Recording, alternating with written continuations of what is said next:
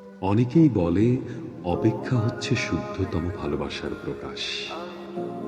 ভালোবাসতে সবাই পারে, কিন্তু সবাই প্রিয়তমার জন্য অপেক্ষা করতে পারে না। আসলেই কি তাই?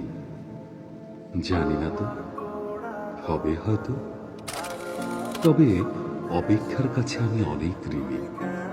প্রিয়তমার জন্য অপেক্ষা আমাকে পাখির মতো সহজ হতে শিখিয়েছে, শিশুর মতো অনাবিল হতে শিখিয়েছে, আকাশের মতো বিশাল হতে শিখিয়েছে, ফুলের মতো স্নিগ্ধ সুন্দর হতে শিখিয়েছে।